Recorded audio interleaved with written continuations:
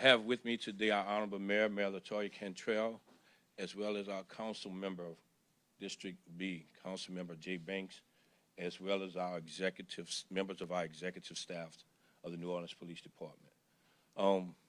We're here today to more or less confirm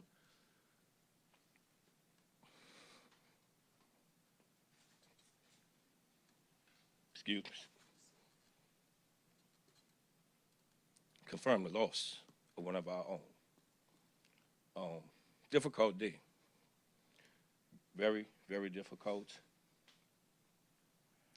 You know, as a chief, you try to prepare yourself for that dark day in which you may have to, which we never would want to see, have to inform a family of the loss of their loved one in the line of duty due to senseless violence.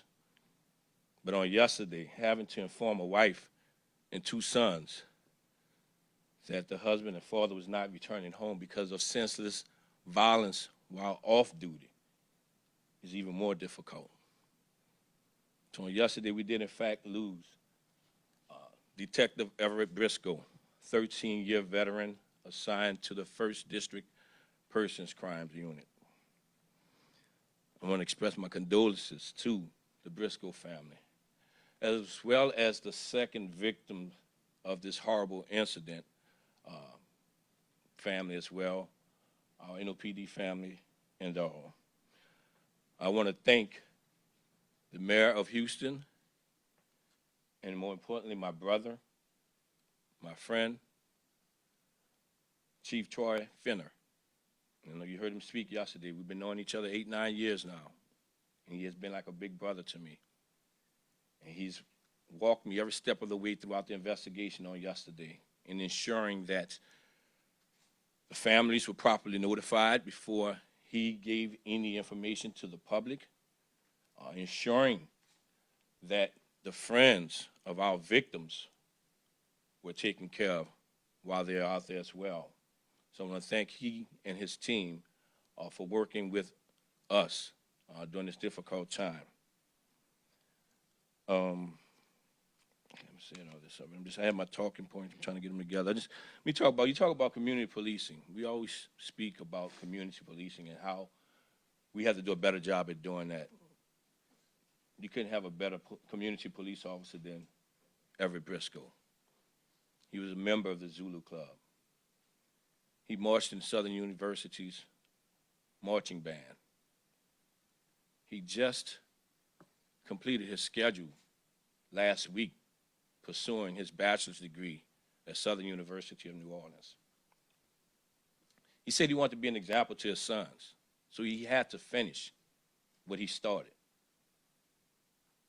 And to hear this today, to stand here before you today it is hard, I can tell you that. You know, he did everything that he can to be a part of the community and bringing the community together. I received so many phone calls outside of law enforcement, outside of Houston's law enforcement as well, just community people speaking to how he helped them. He encouraged a lot of our kids. He worked with many community leaders to put events together. So we lost a good one. We lost a good one. So with that being said, we're still in the process of working with his wife to get his body back here. When his body is here, we're going to work with her to put together the services. I have ordered that all flags at our various districts and buildings will be at half staff until his services have been completed. And we will wear our mourning badges, our mourning bands on our badges. I want to thank the mayor. I want to thank Mayor Cantrell. I want to thank Councilmember Banks. I'm going to say a few names because I'm intentional as to why I'm saying these names, because these people reached out personally. Thank the mayor of Houston. I want to thank Councilmember Bassett. I want to thank District Attorney Jason Williams, Pastor Alex Bello, Pastor Jamal Weathersby. I want to thank them all, because those are the phone calls that I got throughout the night. So with that being said, I'm going to step aside and ask our mayor to say a few words, and I'll come back and close it out. Mayor.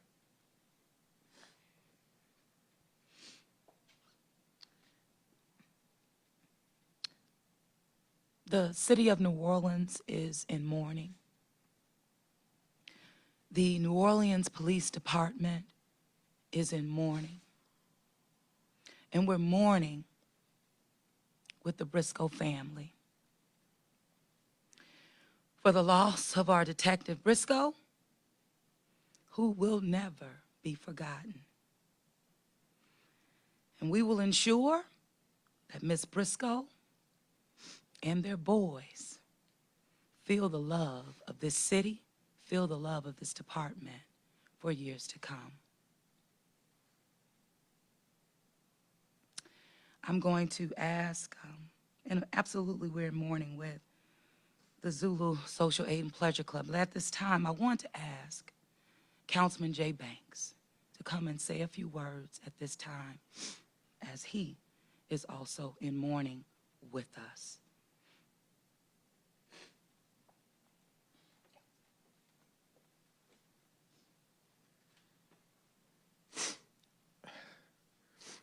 I've known Everett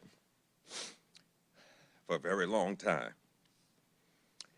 Actually, when he and Terrell started dating and got married, I've known Everett. And I'm going to tell you, Everett was a gem. He was a jewel.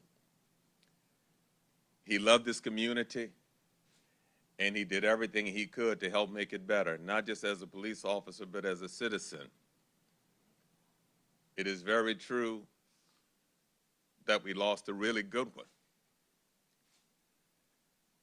And y'all, I gotta tell you, I'm about tired of doing this. I was at the house last night. Nick started his senior year. Terrell is asking me, who's gonna teach him how to tie his tie?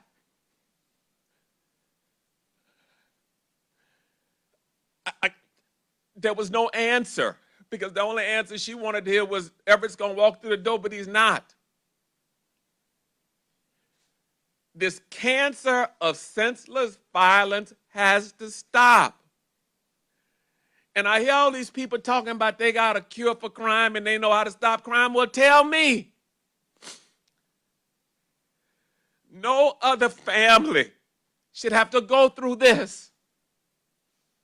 Nobody else should have to stand at one of these podiums and talk about this. We keep doing this. If I had the answer, I promise you I would have done it. There have been way too many times that we are doing this, man. And I don't know how to stop it. But I sure wish somebody would tell me. I will do it immediately.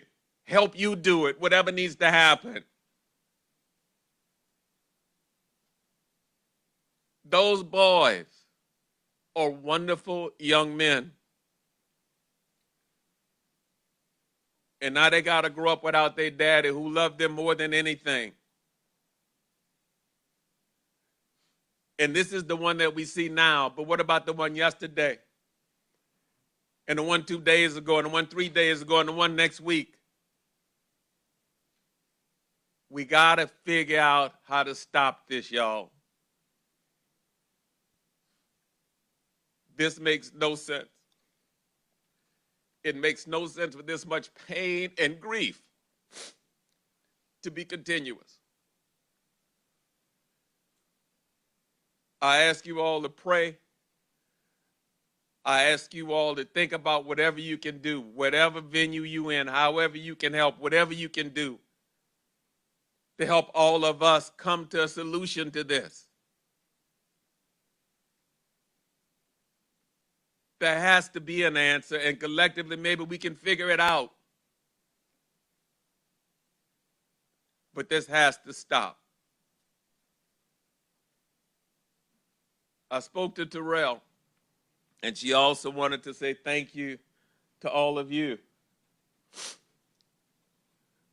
for all of the calls and the prayers and the support. And she is numb, no question, she is numb. But she appreciates all that you all have done to try to get through this.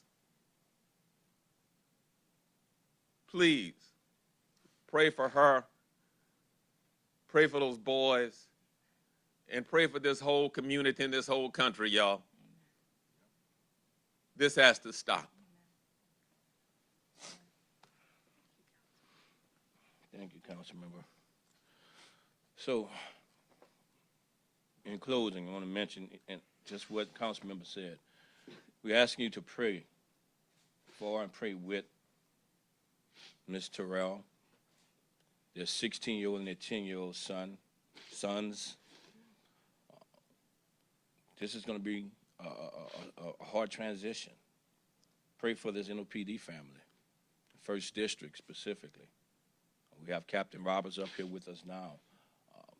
We were at the Briscoe's family house last night. We were there again this morning just to let them know that we're going to get through this together. And in healing, we all have to talk to someone. So I encourage my officers, take advantage of our officer assistance program. We have social workers, we have chaplains, whatever it is that you may need to get you through this, because we do know this is a tough one for us all. With that, Gary, I'll try to answer questions as best as I can. Just a word of note, any questions related to the investigation need to be directed to the Houston Police Department? Yes, I don't know anything about the So if you'd investigation. like to ask a question about Detective Briscoe. Chief, is there anything you could say about the circumstances for which he was in Houston? Was he on vacation? He was just going out there to have fun with some friends, getting some much-needed rest and relaxation. As you know, public safety has been a forefront of the front runners through this global pandemic for over the last year. So he was just trying to get away for a little bit. Would he have been among the officers who were working extra hours because of all the demands of the pandemic? Oh, yeah, absolutely. Everybody. He worked tirelessly. Everyone's done that.